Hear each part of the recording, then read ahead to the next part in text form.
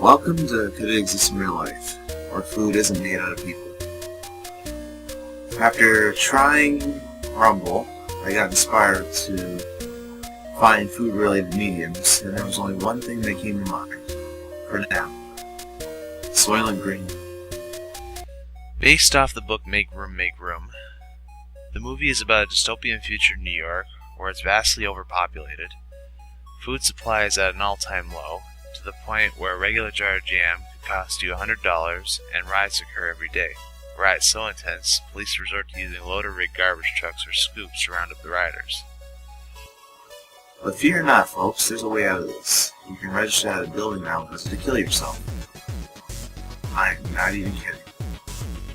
The only renewable source of food left comes in three varieties: Soylent Yellow, Soylent Red, and the most popular one, Soylent Green. They all come in a variety of ways, but the most known is through wafer-style ration snacks. The main plot, however, revolves around a detective named Thorne and his friend Saul. No, not that guy.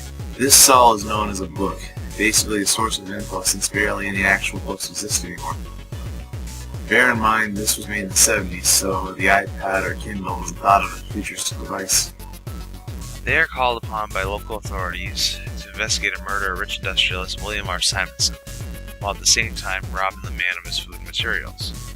You heard that right. See, when you're a cop in the Soylent verse, you're the working class and are free to steal whatever the hell you like, be it for evidence or to extend your own life. It's through that Thorne learns what real food tastes like, an experience Saul only used to indulge himself when he was younger because he was old enough to remember those days. At first, the crime was dismissed as a regular breaking and entering, but Thorne thinks otherwise and uncovers a conspiracy that could very well bring down the Soylent Corporation. Now, there's no way this could exist, right? Well, let's start with the future. The overpopulation and food shortages are possible but not possible. And as fucked up as it sounds, for every birth there's a death, and when nature doesn't do it, crime or disease does it. As for food shortages, that depends on where you're living. If you're in an area where you have your own livestock as well as your own crops, food is plentiful. If you have limited income, food is limited. If you have none of that or live in an underdeveloped country or an undeveloped country, you're screwed. Or you resort to cannibalism. Fill in the people side of the Soylent Green things. Now, enough about that. Could Soylent Green exist? Well, yes and no.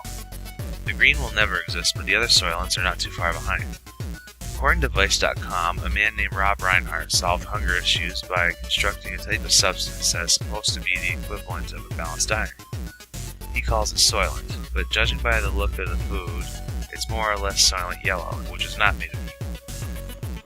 I may just try it myself, but until I grow up here, I'm sticking with my Rumble. As usual, debate, argue, and do not miss. Stay tuned for more.